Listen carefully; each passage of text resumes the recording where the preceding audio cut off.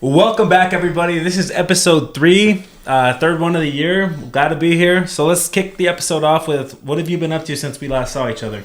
Dang, man, working and only working. I guess I watched my boys get stomped since the last time we met, because last time we talked, we were still talking about the Niners in the playoffs. Tough subject. And then your Rams got beat. And then that's even worse, bro. Why are you bringing that up, bro? I don't think we've done a podcast though since No, then. we haven't. Have we? No, we haven't. It's been 2 or 3 weeks at least. So yeah, it has. And then your Rams lost. The Seahawks took the championship on our field. That was nasty. But yeah, other than that, man, just working, dude. A lot of work going on right now. I got the remodel going on at Cobblestone. We're almost done. Good. How are the painters doing? I saw that you good, went to go man. Check in on Good. They were really good. I wish I remembered the name of the company so I could shout them out here. I think it's A1 Painting. They were fantastic. So I would definitely recommend them to anybody in the area. I had a guy named Amir Cerna. He took on the remodel for us. Nice. Super awesome as well. Good. I should have brought those contacts so I could shout both of them out. Hey, but either way, that's awesome though. I'm glad you're satisfied. Yeah. The place looks freaking awesome. I mean, you saw Cobblestone before. Oh yeah. I mean, it looked super solid when I was there, so I can't even imagine now what it looks Dude, like. Dude, it makes me like I love this house. Obviously, I love this house.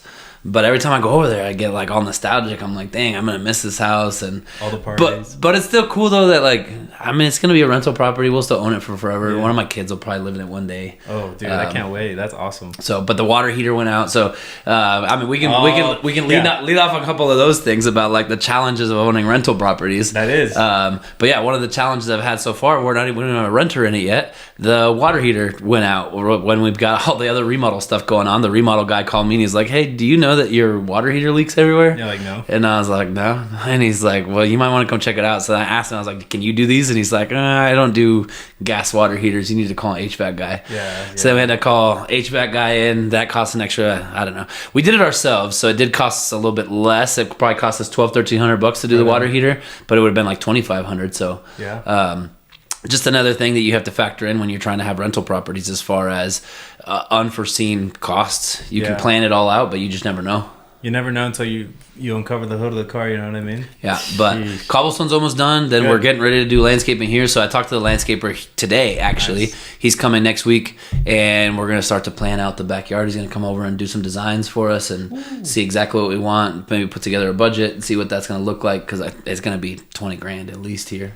I mean, yeah, with the backyard that you have, it's going to be What fun. did yours cost? What did your CBH one cost? So CBH was charging like $4,000. We didn't go with CBH. We went with my girlfriend's family-run business, and we spent on material like $1,300.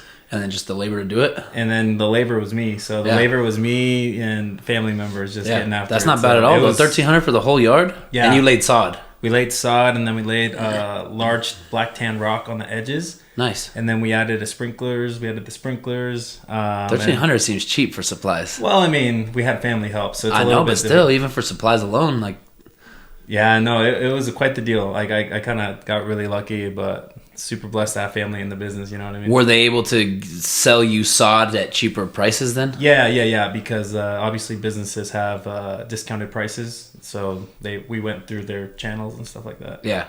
So it turned out great. And the next thing, hopefully this spring, I'm starting to save up to maybe like extend my patio in the back with a concrete slab. Yeah, that way my barbecue area is not so close to my sliding door, because like I live in a home where it's just one concrete slab on the back, so it's like kind of tight. Because when I for the Super Bowl, we hosted a party and I was cooking burgers, but it's like I turn around and my living room's right there. Yeah. So gotta extend that a little. Let me know who you get for the concrete and if they do a good job, because I need slab down here too. Yeah. I might need it soon. Actually, I'm gonna talk to the landscaper when he comes, because I might need the concrete put down before we start the landscaping. Yeah, no, that's probably a wise idea. And then maybe in the future, maybe add some pavers, but that's just down the line. You know, make it a little bit like majestic when you go back there, just chill, add a fire pit. But those are all goals I gotta hit and start saving up for. You know, keep grinding, man. You'll get there. Sir.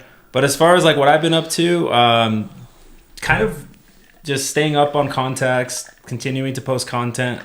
This was one of our biggest goals, was to get back on the podcast grind. So that's one thing that we've been trying to do. So let's just kick off the podcast with some interesting topics. So I saw a recent report that Eagle might be getting a Costco. So right off Highway 55 and Hill Road.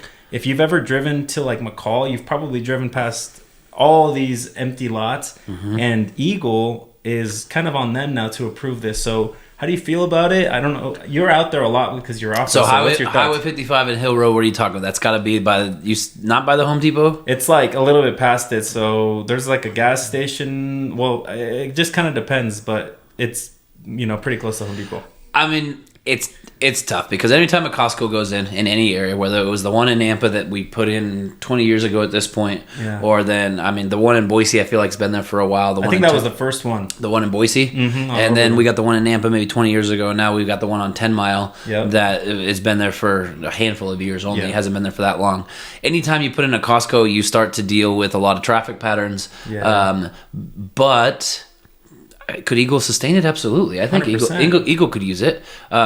If that's undeveloped land there that we're not put into good use, I highly doubt Eagle is going to push back and not allow it to go in. I think it should be a good thing for the city. I think it's a great thing too, because for most Eagle, you have to either go to Chinden Costco or drive all the way to Overland Costco. So it's perfect for the Eagle citizens to kind of just get in there, get their things and go. And then I think it's even more perfect for out of town travelers.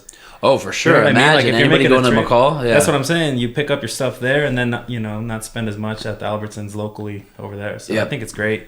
And I think it'll get approved. But what you just said too, though, about like it takes away from buying at the local Albertsons once you get to McCall. That's, I guess, the detriment of what you get when you get to Costco. You've got a big brand box store that comes in, and they're going to put out of business any of the mom and pop stores that are in that area. So that's one thing that they're going to consider too, is like the effect on the economy, the effect on the traffic patterns around there. But overall, do I think it's a great idea? I think so, man. I think we could definitely sustain another Costco. And that would mark their 5th location in the Treasure Valley. So that specific location in Eagle is going to have around 900 plus parking spots. Where's the 4th? What's that? Where's the 4th? So I got Nampa, 10 Mile, Boise. And I think it's projected to be on South Meridian Road. Really? They're going to put one in Meridian, too? That's where permits have been filed as well. So I haven't seen much out there as far as if it's actually happening or not, but they're trying to get a location. I think it's off South Meridian Road at Lake Hazel. So someone in the comments may correct me, but I think that's where the 4th one would go. Isn't that crazy? It is, though. I don't know. I think it's a good idea. You're right, though. Anybody who's in Eagle, there's not a quick way to get to a freaking Costco. No, there isn't. And you're kind of locked because you're kind of at the edge of the Treasure Valley going north. And so you either have to go east or west. You know what I mean? So there's not even really a good. Is there a good Winco down there? I don't know if there's a good Winco. You got like Albertsons. You have to go to Chinden and 10 Mile to go to Winco. Or you go to Boise. There's a one on Fairview, I believe. So you kind of have to do the same thing. So I think it's a great location. Or the Albertsons Marketplace on Eagle across the street from the village. Like, Yeah, there's a couple good Albertsons, don't get me wrong, in Eagle. But as far as one big shopping center, I think you could use it. Yeah, I agree. And tell us what you think in the comments, guys, because I think it's going to be mixed reaction. And people. What do you think of those Costco dogs? Because those are my favorite. $1.49 for a dog and a soda. Ooh wee. Recently at Costco, I actually bought these sour mangoes, where basically they come in a frozen package. But if you like sour things and fruit, it's like a coating of like sour candy vibes on frozen mangoes and like different fruits. So if you see those, you might have to non-alcoholic though. They're non-alcoholic. Okay. They're just for a fun snack. Okay. So that'd be a good one too. But kind of moving on to the next topic, we're talking expansion a lot on this podcast because it seems to like grab the attention of the viewer. So I know your son plays soccer, and did you play soccer growing up? I did. We played. I grew up in Homedale, so I played. No, everyone plays soccer. Right? I played high school soccer, but we didn't have a team before I got into high school. Like we had to raise money and to be able to put a team in the high school, and then I'm not sure that it lasted for much longer after we were done. Homedale is a small town, man. There's not a lot of funding to go around, and any of the funding they do have is going to go to the football team. It's just the way it is in our area. So, but I played high school soccer growing up, and now I coach in the Nampa Premier League here because my son he plays. So that's amazing. And did you hear that we have a pro soccer team actually kicking off their season this in April? Yeah, it's lit. The Boise Athletic, right? Boise Athletic Club. Yeah, no. Is that the name of the team? The Boise Athletic Club, correct? That's the actual team professional name, Boise Athletic Club. Yeah. We gotta have like a mascot or something. I think the mascot's like a falcon. Really? Or something like that, maybe. Where are we playing at? Do you know? We're playing where the old horse racing stadium Oh, was. okay, at LeBeau Park? LeBeau Park, yeah. Where they do all the fair concerts. Yep. So that's where the stadium is. They have recently... It's got to be behind there, though. They're not taking out the concert stadium.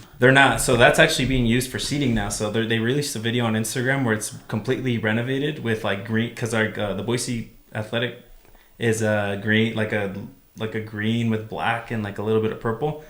They're all like green seats. It looks super good, super cool. Nice. Yeah, man, I'm excited. I think it'll just add to another layer for entertainment purposes around here. Because if you think about big sports teams, anytime you think about Boise, the first thing you're gonna think of is Boise State Broncos. That's probably what we're most known for: the blue turf, for the Broncos.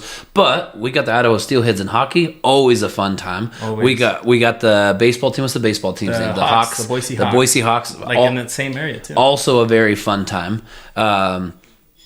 So soccer, I think, added to that, I think will be a lot of fun. And I think we do have a lot of a pretty big soccer fan base around here. So I think it's going to be interesting to see what the turnout looks like. Yeah, actually, their first game is in April, so we should definitely get a squad to go. And let's support the soccer team. It's pro, so let's see what... Is the schedule already announced? Yeah. I'd love to go to the first game. I think their first game is on April 4th against Spokane. They have a soccer team. Yeah, because it is like minor league, right? It is a professional league, but it's not like an MLS team. It's not an MLS team, so they're part of a USL, which is basically they have 3 different tiers. We're at USL 1, and I think that, correct me if I'm wrong, it might be the lowest tier, but it's still pro. Is it a farm system to draft players into the higher leagues? That's where I don't know, but someone in the comments, please let us know, because I'm interested to see if that's what the case is. I would imagine it is, just like Idaho Stampede used to be an affiliate of the NBA. They were, man. Yeah. I remember that. We don't have the Stampede anymore either. I think Stampede's gone, right? Yeah. It is gone. It's been gone for a little bit. Maybe that's the next step is basketball. But again. Let's see where this goes. But personally, I'm excited. I'm a big soccer fan, and just another thing to do. I think that's a great thing to I also think it's a good use of that space. I mean, LeBeau Park, we used to have the horse track races there. We used to go there when I was a kid. Did you ever go? I was a kid, though, with my dad. We went a handful of times. I don't truly remember it, but I did go a handful of times when I was a kid. And what I love about that space now are the country concerts that they do in the summertime. And when they do the fair concerts, those are always a good time. Yeah, so I'm wondering how they're going to do that now, because that's a soccer stadium now, and so we'll see. No, I don't think they're going to take away the stadium right there, though. I mean, I'd have to look at the blueprints and what they have designed for over there, but I would imagine they're incorporating both. They're not taking away the concert area. No, because I've seen John Party there. I've seen some big artists there. Oh, yeah, Luke Bryan. Ja Rule, too. I've seen some good ones there for sure. Yeah, no, that's amazing, but... Yeah, you gonna try out for the team or what? Oh, dude, they already had tryouts. With your bum knee? With my two bum knees. The same knee has been bummed out twice. So. No, I'm long retired. I can't run with those guys. Plus, I was never that good. So that'd be cool though if you're a local guy around here. You're playing ball. You're hustling. That's what I'm thinking. Is like for the next generation, that's gonna bring so many opportunities. Like for example, your kids' age. I'm sure there's some ballers that if they start taking it serious now, they might get recruited to go. Oh, for sure, man. I'm excited. I've coached a handful of kids that are like, I watch them like, man, that kid's a stud. Yeah, that kid's a stud. That kid, if he gets the right direction, but better coach than me, like it's somebody who can actually nurture his skills. Like he's gonna do well. So I've had a handful of those kids. So for sure, there's some talent around here. I think that's what it needs too, though, because the soccer movement has to start from the ground up. It's got to start at the grassroots. Like if we want good soccer programs in our area or even in the country, like if we want to compete on the world stage of like the World Cup and stuff, it has to start at the grassroots. Right. If we're not developing kids at a young age, because you think about around the world, soccer's probably the most played sport because it is the most played sport. It's such a cheap sport to play. One soccer ball you can play, the entire village can play, or the entire neighborhood can play, or the entire, you know what I mean, like versus playing like something like American football. Helmet, pads, cleats, it's expensive. Yeah, so one soccer ball the entire town can play, and so these places around the world, they got kids starting at 3, 4, 5, 6 years old. You know what I mean? Already really skilled with handling a soccer ball, and we don't have the same enthusiasm around here in most areas of our country.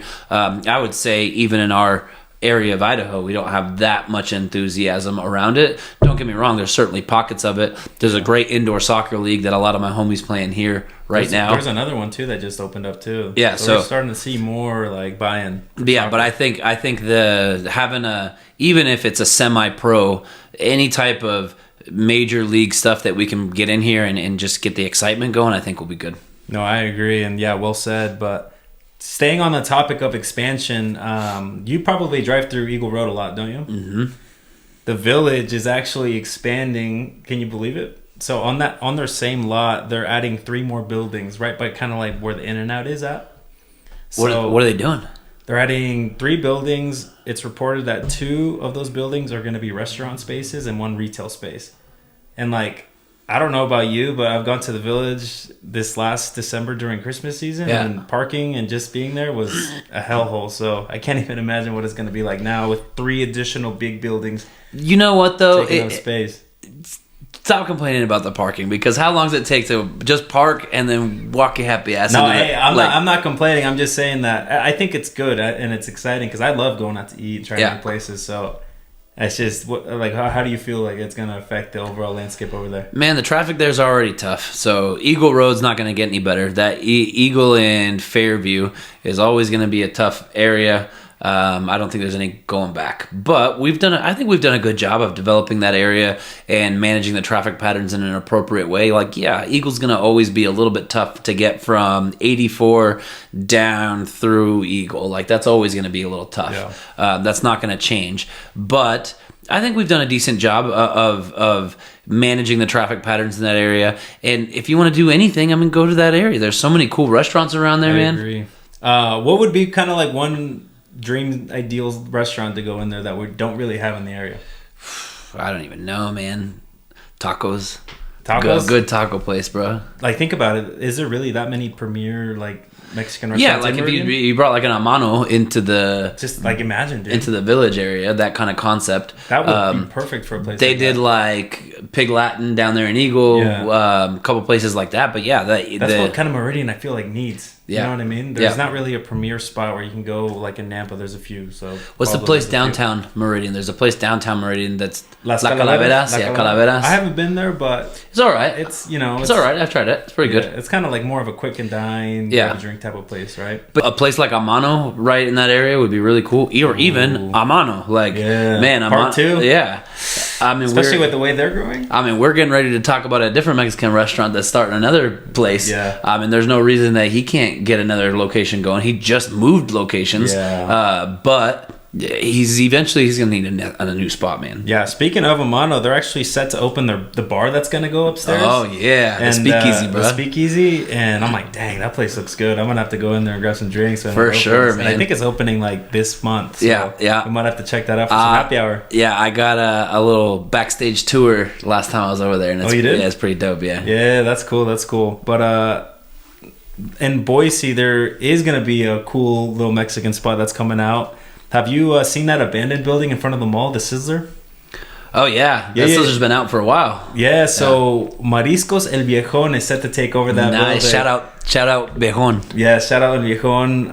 Have you ever been there, and what do you think? Oh, yeah. The one in Nampa's fire. Yeah. I feel like all the good Mexicans in Nampa or Caldwell, and then everybody tries to replicate it in the Meridian or Boise area. But yeah, or Viejon el Mariscos are fire, bro. Yeah. Go on a Friday when they got the live banda playing, order yourself a ceviche. Fire, top notch for sure. Yeah, I'm excited too. I love some of their drinks. They have like modelos that they put like ceviche on top of with like chamoy and stuff. Yeah. And it's a whole experience, and I can't wait for that place to open. Yeah, they just did the new El Güeros in Meridian. I saw that, and they're pretty similar. I don't want to say they're competitors, but they're in the same space as far as like a cevicheria, Mariscos. And seafood for all you white folks. Those of you who didn't learn from the Bad Bunny show this last weekend. So. Oh well, yeah. I mean, that was I like the show, so that was. You know what I mean? Don't get us in trouble. No, we're gonna get canceled. We're gonna get demonetized now. But no, we don't even get monetized. We're not quite at that level. They're gonna pay us for our 18 views. Hey, 18 views is 18 views. Probably from my mom, Paulina, you, Paulina twice. Oh gosh. But no, man, I'm excited. And basically the theme of this podcast today is we're just informing the viewers of like all the cool stuff that's coming out, because him and I are both big fans of like the growth if done correctly, and I think it's being done right. And so yeah, we're just excited, man. It always makes me excited, man. It pumps me up to be in this area. I really, you know me, I love this area, and the more we can bring, it's tough sometimes. There's growing pains that come with it, right? But the more that we can add, the more fun things that we can do around here. Like, I think it's always going to be a positive. Yeah, and I always like think back to what you said is, why would I want to be in a place that's dying, right? Of course. So I'm like, I think about that a lot now, and I'm like, for all the people that do unfortunately feel some type of way about it, go out and try some of these places that we're talking about. Go explore Mariscos el Viejon when it's open. Go to the Amano restaurant. Like, go get out of your comfort zone a little bit and just say F it. It is tough, though. It does take away from certain things. Like right now, we're planning our a couple of summertime trips. Nice. And it's hard to get camping spots. It's hard to get cabins in some of these areas that we used to go to all the time, like around the Stanley area or the McCall area, or you know what I mean. Like now, even like the lesser known camping spots that used to be like our spots that we didn't want to tell people about, we go to and now they're packed. You know what I mean? So certain things like that are difficult with the more and more people that are coming in. But there's always a way around it too, though. Like, just plan in advance. We're finding now that like as long as we're booking right now in February, we're gonna find something that we want to do this summer and be able to book a nice campground, book us a nice couple of cabins that we want to stay in. So as long as you like plan ahead, you're gonna be fine. But it is getting more difficult. Yeah, shout out to Patrick for being a planner, because that's what you need to do nowadays. Yeah. Well, we're planning our bachelor party. Yeah. So yeah, dude, that's exciting. You got the wedding coming up, but. Yeah, I was just thinking, shout out to the farmer right by across the village who's just holding on right there. Oh, I know. Yeah, shout out to you. I don't know who you are, How man. much you think that land is worth now, bro? Bro, I couldn't even put a price on it. Do a quick comparative market analysis. I don't know if I can. Just like everything around there is basically developed now. It's all commercial land right there. So that whole lot that's across there, it's got to be a lot. 40 acres, 50 acres? Like, how much is that? Dude, at least probably 40, 50 acres. It's a huge square plot of land just right there. You would think at an acre, say an acre costs, give a number, 250,000. Yeah, is that reasonable? 250,000 for an acre. Play around with some numbers. Yeah, 250,000 for an acre, and it's 50 acres. I mean, 5 by 25 is 125. So is that 12.5 million? Yeah. Is that right? I don't even know what that is. It might be 125 million. Our numbers may be super off right now, but basically the viewers get the point. How many zeros is that? It's worth a lot of money, and they should just make it a meme and hold on until 2100. You know what I mean? Yeah, they can't. I mean, who knows? Maybe they'll hold on to it for a while. But the thing is, I don't know that they're farming it. Like, actually, I think they do. Like, I drive through there throughout the seasons, and like I see it change all the time. So I think so they are actually farming the land. That's what I'm saying. So like, good for them, and shout out to them. Which we need around here. I mean, we've always been. I grew up in Homedale, man. We grew up in the farmland. We grew up in the farmland, and it's sad to see at times some of that land go away as we develop, and because the farmers are still important, man. We all need to eat. We all still need to grow food, and if we're just going to import it all from somewhere else, like we have a pretty decent climate here to be able to grow a pretty decent amount of products, so of produce. So sometimes it is sad, but so we need both. We definitely need our farmers. They're just as important to the area as some of the growth is. So we got to find that proper balance. But yeah, that guy who's holding out on that land is going to make some pretty money someday. Yeah, shout out to him. And I know you were just mentioning summer plans, but the weather's getting nice now here in February. So I feel like we didn't even have a winter, man. Well, yeah, not really. It's been really nice. So what are you looking forward to this upcoming spring? Like, what's like one thing you'd recommend the viewers to try, like a hiking spot or something to do like this upcoming spring? I had to throw one out. Throw it out. I mean, Lucky Peak, dude. Lucky Peak, you always have so much to do up there. Yeah. Take the boats out, take the jet skis out. Like, it just depends on what you want to do. But Lucky Peak, for sure, you can either go up there and use, like, the Sandy Point little reservoir that's down below. If you want to just go camp out or hang out with your friends on a Sunday, take the family out there and barbecue. Okay. But if you want to go up to the lake, typically we go up to the lake and we'll take the boat out or something. And just more in the summertime, no? Yeah, for sure. Yeah. Especially once it gets 105 degrees out here, all you want to do is find a body of water to jump into. So that's fair. One of mine is I would recommend the viewers to check out Jump Creek out of Marsing. Oh yeah, I know you probably know about that area pretty well. For sure. So I think it's. We used to call it El Chorrito. Oh, really? I could see why. Yeah. But I think that's a great spot if you want a quick hike, beautiful scenery, and if you're feeling a little dangerous, you can actually climb to the top of the waterfall and then kind of come back down. That wall's not that sketch. It's a little sketch, but it's crazy. But I actually was able to bring Pauline and her friend all the way to the top, and they were so scared the whole time. But yeah, I think if you want to not climb the rock face that goes straight up, you can. That's the one. Yeah, you can make the hike from the very beginning up the mountain all the way around. I did not know that. Yeah, so instead of like going through the canyon and getting to the canyon and then going up the waterfall, before you get there, like from here, you can just go up the rocks and then you come. There's kind of a sketchy part coming down because you climb so high. Dude. Yeah, that area is really cool to explore. Like when we were kids, we used to always go mess around out there. Well, because we're from Homedale, man. Yeah. So home to the Mariscos, a little quick 12-minute drive, maybe less, 8-minute drive. So out there to Jump Creek, like that's where we used to ride, and we used to have a Bronco. We take the hard top off and just go cruise the hills. But yeah, Jump Creek is freaking dope, man. There's a lot of cool spaces up there. My buddy Anthony, I don't think you know him, but he used to climb. He came out here with us, and he would climb the waterfall and jump from like 50, 60 feet up, bro. So there's some crazy guys up there jumping off those rocks into the waterfall. Are you serious? Yeah, is that deep? It doesn't look deep. It's deep enough for people to jump off. You're not gonna catch me jump off, but yeah, never either. Dang, dude, that's crazy. But yeah, I might be exaggerating on the 60 feet, but it's probably close to that. I would say maybe 40, 50 feet. No, wow, that's crazy. That's crazy. But you've never seen anybody jump out there? Go hang out there on a summer day, just chilling, I've seen exploring. People there, and you'll see plenty of people jump off that, and you're not gonna catch me doing it, but you see plenty of people. I've been to the top of that waterfall. I don't know if I'd ever jump from there. But yeah, next time you go out, try to go around. It's a lot of fun. Even when you go through the canyon and then up the rock face, if you come back around the other way, that's also a lot of fun. So yeah, that's what we did when I went with a friend. We like climbed to the top and then just explored the hills, like the rock formations out there. Look so pretty. Yeah, we got a couple dirt bikes, so we go out. I mean, we were riding the Owyhees often. We love the Owyhees, man. You could ride in the Owyhees for days, probably. There's a lot to see out there too. I mean, we rode one time from that area, from Marsing, all the way out to Jordan Valley. Jordan Valley. Okay, all the way out to Jordan Valley. So, I mean, and that's a mission. But, I mean, we did that in a day. Dang, dude, that's crazy. But, yeah, well, that kind of wraps those topics up. But let's talk about, like, what we do. So, we're obviously a real estate podcast, so we should talk a little bit about what's going on in the market. So, yeah. Patrick, since you've kept yourself quite busy so far this year, tell us what's going on right now as far as like what rates are up to and what you're kind of seeing. Yeah, I think we haven't seen a ton of movement in rates. We've seen a lot of headline-worthy things, whether it's Donald Trump buying $200 billion of mortgage-backed securities or lowest rates we've seen in 3 years or whatever. And we've seen those moments. The tough part is we see those moments for a moment and then it bounces right back up. Yeah. So really, you have to have those opportune times. You got to get yourself ready so that when those opportunities come, you're ready to pull the trigger.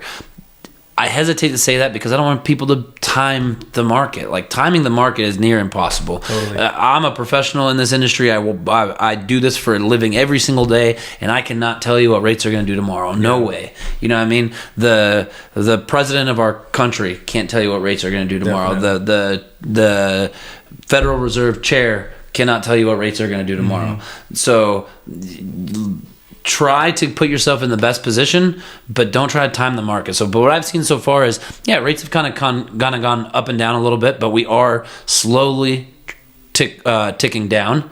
I think people are finally used to the rates that we have, and I think the market's hot around here. The beginning of this year has been really busy as far as I think there was a lot of people waiting to get tax returns done. Mm-hmm. Now they're at the beginning of the year, everybody's getting their tax returns done. Fair. Self-employed businesses that needed another year of tax returns or things like that.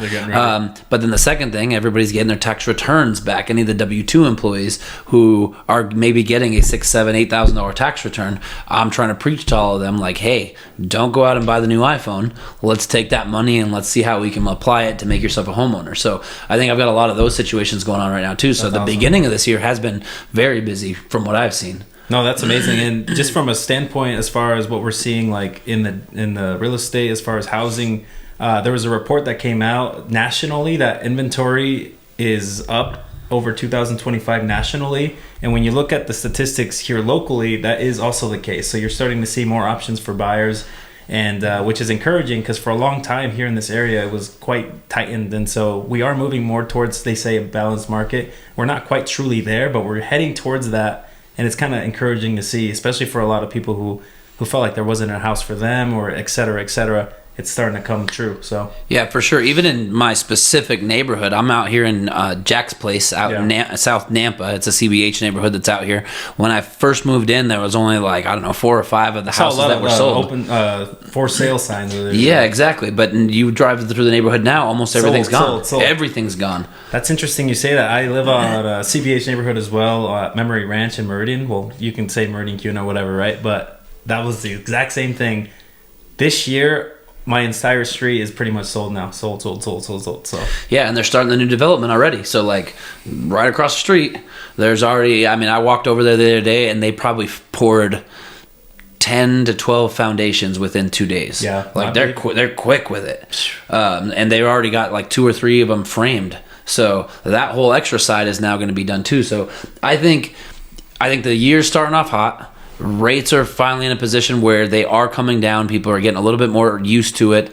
I think the people who have been sitting on the sideline can't sit on the sideline for forever. Yep. And finally the market has just stabilized a little bit. I'm just starting to see a little bit more normalcy. Yeah. There's not too much chaos going on. Everybody's just kind of easing into what the market actually is. Yeah, I agree. And then a point you said is people on the sidelines, like if you are waiting on the sideline, a lot of builders, specifically CBH Homes, are doing a fall in love with this rate promotion right now, where they can get incentives as far as rate buy downs, seller concessions, stuff like that. So if that's something that interests you, definitely hit me up, and I'd be happy to walk you through not just what CBH is doing, but what Hayden Homes is doing, what other of these builders are doing. For sure. Because there's stuff out there, guys. Yeah, even if the rates are, I don't know, say a 5.75 on an FHA, you get a decent seller credit, like you're buying down that rate to 5.25 or maybe even maybe even to the 4.99, you know what I mean? So get yourself a good real estate agent who can help you negotiate that seller credit, negotiate on the price, and there's ways to get those interest rates a little bit lower. Yeah, and then I guess that question for you is one that popped into my head just now is for all the people who bought in 2023 that bought with like a 7 and above interest rate. Do you feel like it's a good time to consider a refi if they're at like 6 right now? Absolutely. I think anybody who's a 6.5 or higher should at least consider it. Yeah. Don't get me wrong. A refi is not for everybody. It depends on your scenario. A refi is not free. You're going to pay closing costs when you do a refinance. And that's something a lot of people might not know. Yeah. I mean, people just think, oh, I'm just going to refi the rate. They're just going to change my rate. Yeah. It's not quite the way it works. Like, you're still going to pay closing costs. You're going to pay $5,000, $6,000, $8,000, whatever that might be. What they don't understand is that most times that's not coming out of pocket, though. Right. It will usually come out of the equity that's in your house. You're not coming into a refi with $6,000 cash out of pocket. So true, yeah. Usually it's going to come out of, if you owe $250,000 on your house, when you refi now you're going to owe $256,000, but you're going to owe $256,000 instead of $250,000 at a much lower rate, and so the overall monthly payment is still better. Your monthly savings are better. The interest that you're going to pay over the life of the loan is better. So anybody who bought in 22, 23, even 24, I think you need to probably be talking to a professional to see, like, does it make sense for my scenario? Anybody who's 6.5 or higher, probably makes sense to reach out and let's just have a conversation about it. I agree, and Patrick Vey here is killing it as far as explaining, like, who are the perfect candidates, and I totally agree with you. Like, reach out to a professional, see what the numbers look like, and see if you want to pull a refi. Yep, absolutely. No, that's amazing. And, just kind of talking about the Super Bowl as we're kind of just keeping the podcast going with this last topic is what a boring game. Like, that, as a football fan, I love defense, and the first 3 quarters were defensive, but clearly Seattle was the better team the entire time. And the only thing that saved the game for me was the Super Bowl last time show. Yeah. But tell us your experience in hosting a party, but also just watching the game this year. I mean, Seahawks took belt to ass for sure. It was not the most fun game to watch. We had a couple of Patriots fans in the house. We really tried to hype them up. I'm a Niners fan, so of course I'm not a Patriots fan whatsoever either. I'm a Patriots hater. Both of them were just like. But who do I want to lose more is the Seahawks for sure. Yeah. So we were definitely rooting against the Seahawks. Game started out kind of as a bust from the very beginning. inning, field goal after field goal after field goal, and Patriots couldn't really do anything. But yeah, we hosted around here. We had quite a big little party that we had going on, and got really hyped for the Super Bowl halftime show. I thought that was a lot of fun. Hope that the second half was going to pick up a little bit better, and it did not. No. We ended up shooting pool for the second half of the game. Just kicking it? Yeah. Yeah, no, your garage is perfect for that because you got a pool set up, you got a TV, so if the game's boring, you have other activities. Yeah, the game's on, but no one's watching it. The game was on the whole time. We just all decided to shoot pool instead and just kind of start hanging out. So yeah, I think what I decided to do was just to drink more shots. Make the time go by faster, you know what I mean? Lots of tequila was drink that night, but no, it was overall a good time. We also hosted a party as well, and I think our guests had fun. It was all Seattle at my house besides me. Yeah. I was kind of rooting for the Patriots, so I was getting kind of dogged on. There's a lot of Seahawks fans around here, man. There's a lot of Seahawks fans. I would say it's mostly Seahawks, the Niners, and like the Denver Broncos. A little bit of Broncos. You know what I mean? Mainly Seahawks and Niners. Yeah. But that's what we say for now because the Broncos haven't been winning too much. Yeah. Let the Broncos win for a couple of years, and all of a sudden you're going to start to see some bandwagoners. That's what I'm saying. With the Broncos gear on. That's how it is around here. People tend to jump ship real quick. They do. Because, like, I don't see as many Kansas City Chiefs fans popping their chests out. Exactly, or they at least go into hiding. All of a sudden, you don't see any Kansas City Chiefs gear running around. That's what I'm saying. No, look, we're excited for what's coming up this year, and I think this is kind of a good little stopping point. What do you feel? Yeah, man. I'm excited to see the Niners rebound next year. We'll see. Well, they're actually projecting the Rams to have the second best odds behind the Seahawks this next year. So whatever. No, I'm serious. Stafford's coming back. He said so in that MVP speech. When are we going to go see Benito?